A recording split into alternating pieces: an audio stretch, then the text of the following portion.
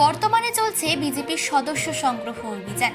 কেন্দ্রীয় নেতৃত্ব 1 কোটি সদস্য সংগ্রহের লক্ষ্যমাত্রা বেঁধে দিয়েছেন।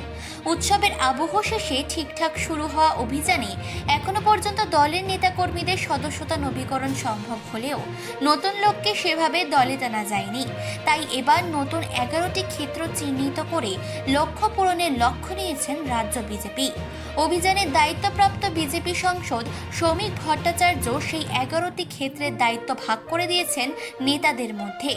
দলের পক্ষে জানিয়ে দেওয়া হয়েছে, অতীতে বিজেপি সদস্য হননি এমন লোকজনকে সংগঠনে টেনে আনতে হবে।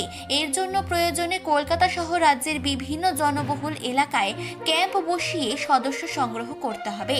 এরপরই দলের কথা মতো কলকাতা সহ রাজ্যের বিভিন্ন জেলায় সদস্য সংগ্রহ অভিযান শুরু করেন রাজ্য বিজেপি নেতারা। বর্তমানে সদস্য সংগ্রহ অভিযানে ব্যস্ত বিজেপি নেতা দিলীপ ঘোষও। এখন দুর্গাপুরে সদস্য সংগ্রহ অভিযান করছেন দিলীপ ঘোষ। শনিবার সকালে দুর্গাপুরে সদস্য সংগ্রহ অভিযানে বেরিয়েছিলেন তিনি। তবে এদিন কাজের মধ্যে অন্য মেজাজে দেখা গেল দিলীপ ঘোষকে। সকালে চিত্রালয়ের মাঠ থেকে ডেভিড হেয়ার মোড়ে চায়ের দোকান পর্যন্ত মোটর বাইক চালাতে দেখা যায় তাকে। মাথায় ছিল না হেলমেট। দিলীপ ঘোষের সঙ্গে ছিলেন দুর্গাপুর পশ্চিমের বিজেপি বিধায়ক লক্ষণ ঘুরুই সহ জেলা নেতৃত্ব। তাদেরও কারো মাথায় ছিল না হেলমেট।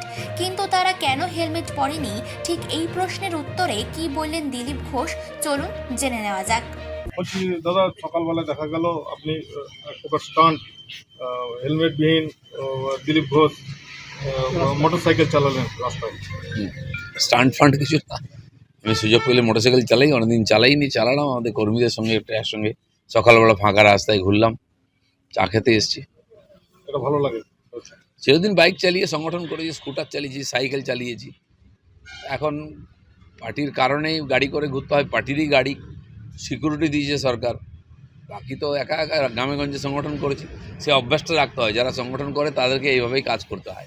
সরকার বলছে সেফ ড্রাইভ সেভ লাইফ। সরকার সেফ নাই তো ড্রাইভ কি সেফ হবে? মানসী বসুর রিপোর্ট, চেতনা বার্তা। জেগে থাকে, জাগিয়ে রাখে।